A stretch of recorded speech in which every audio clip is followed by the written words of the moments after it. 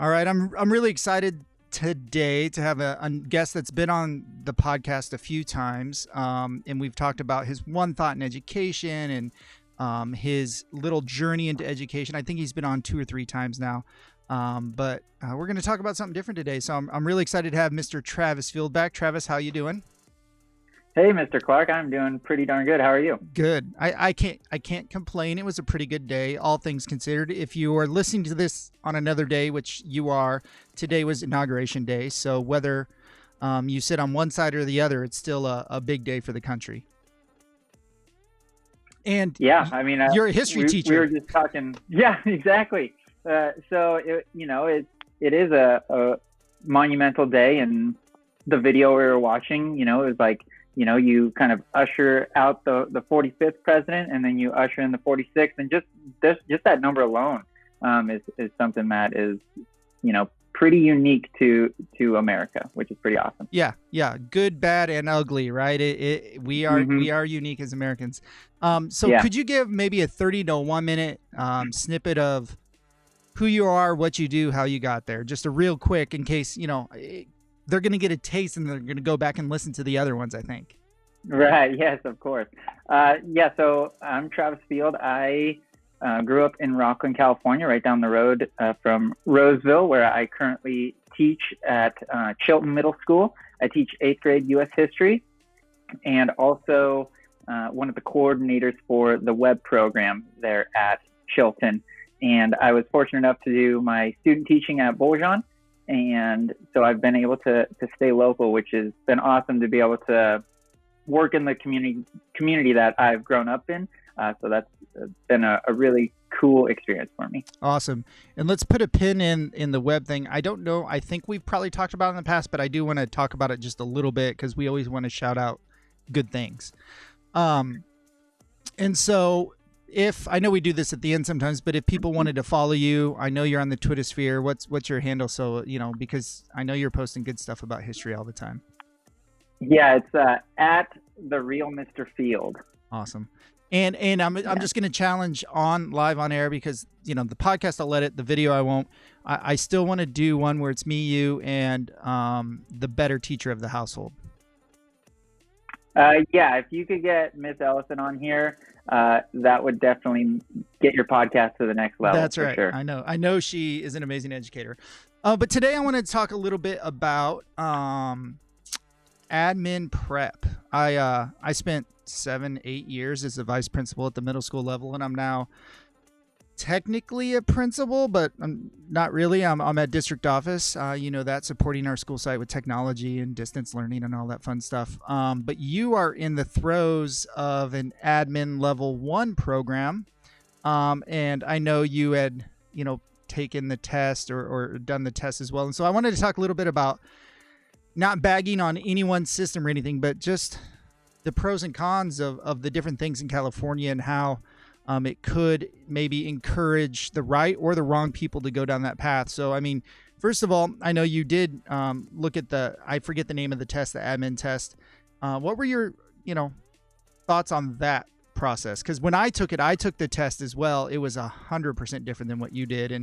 And I know our experiences were different there. Yeah.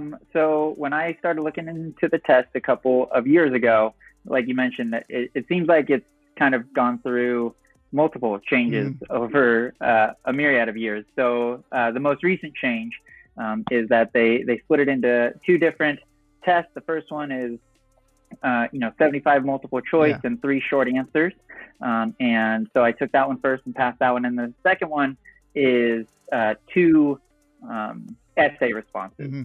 And so that was the second part of the test, and that's what it is now. So from your opinion, which I value highly because you're super logical and by the facts kind of guy, do you think if someone did well on that test or did poorly on that test is an indication of how they would be as an admin, or do you think it's just a hurdle that someone would have to get over? I would agree with the latter. I think it is a hurdle. I don't think that one test, and we say this about our students, right? One test is not going to define Mm-hmm. whether that student is good at that subject or not. And I think it's the same with adults and teaching positions or admin positions. Mm-hmm. And I'm not to say that a test is necessarily a good thing or a bad thing. It's just one thing, right? One indicator. Yeah, exactly. And that's why they have that second option that we'll probably be talking about with the class. Yeah, for sure. And just so people out there know, because I know everyone is riveted on how to test in to be an admin. I know that that's just a big deal. It's not. We both know that. If you do pass the test, you still have to do coursework to do a clear credential. So people out there, if you think, oh, you passed the test and that's it, you still have to do a few years of coursework to clear that credential in California. There's a lot of stuff you have to do. It's not just like automatic, you're done, right? Right. Yes. Yep. It's same like a teacher with the induction process. Yeah. They have that for admin as well. Yeah. And one thing we talked about before that I thought was interesting, assessments in general are not good or bad. They just are. How you grade an assessment matters, right? As a teacher, you know this.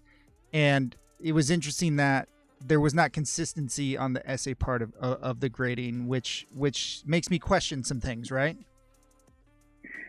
Yeah, that is what my research came up with. Yeah. And so that was kind of disheartening and kind of dissuaded me from continuing to pursue the testing option. Yeah. So in California, and I'm not sure. I know some states are similar, but California is definitely one of the more stringent states with teacher and educator credentials. You can test and then go into a program to clear it. You can go through a master's program and throughout that process receive an admin credential, or you can go through a county office of ed, which I did to clear my credential. So the second part of it, but you're in that program right now, correct? Correct. Yep. It's a school year program. Mm-hmm. And so what's, cause I didn't get to do that part of it. What's that like? I'm assuming you work with groups of people, or at least a coach of some sort.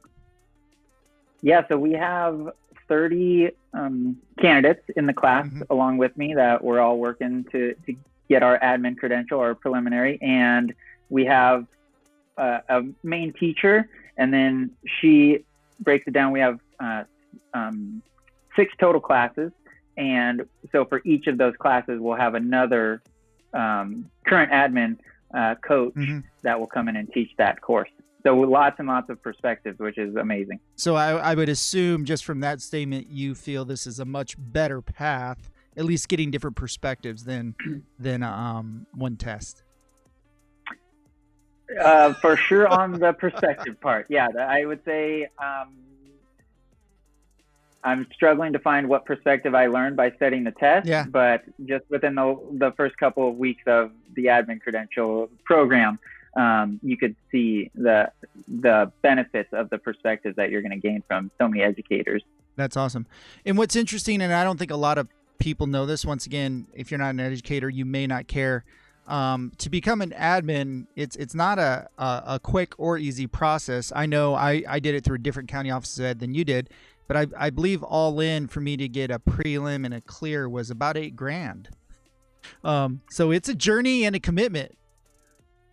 That's the induction part. Yeah. And then you're talking, if you're going to pay for the test, you get to, write that check, or if you're going to pay for the program, you also get to write that check. Yeah. Which I'm not complaining about. But it's one of those things I don't know if people realize, you go to school and you get a degree and that's it. And you can do your job. And it's like, well, no, there's some other things you have to do. So that's not only a time commitment, but a financial commitment that you really have to weigh. Because I know some really amazing teachers that I think would be amazing administrators, and that's not a hurdle they're willing to take right now in their lives, and it's sad a little bit. Yeah, absolutely. And what about that? Every 5 years we get to pay to update our teaching credential. Yeah, it's about $100 every 5 years, but it goes up every 5 years. But what's interesting, if you just so you know, this will be exciting to about 3 other people. Once you get an admin credential, and then you have to renew your teaching credential, it usually takes a cycle of renewal, or sometimes 2. They align those on the same cycle. So like I had to pay 3 years in and 5 years. So I had to pay 2 years apart for both of my credentials because you never want to let your teaching credential, lapse either. Right. And all you have to do Yeah. is do some clickety clicks and send them some money. So I don't know. I don't know the benefit of that. When I find out, I'm going to let you know. All right. I'm definitely looking forward to finding that out. So 30, you said about 30 candidates in your program currently. And so I would assume, Sacramento County would probably have more than that. That's a lot of educators trying to move into admin. Do you think that is not speaking about any one person, but just think of Placer County and how many schools there are. Do you think that is a number that makes sense, or do you think that seems like a lot or a little? Knowing that every year there is turnover, right? But I just wonder how that number sits with the supply and demand kind of curve. Right. I think it is pretty good. Mm-hmm. I think the bigger districts like Placer and then the larger districts of Sacramento, they're the ones that have these programs. The smaller districts don't have these programs. So I have quite a few candidates in my class that are from other counties that are coming to Placer to take advantage of this program. That's so awesome. I think it's just it's bigger than just Placer. They're going out and being able to be administrators with the surrounding counties as well.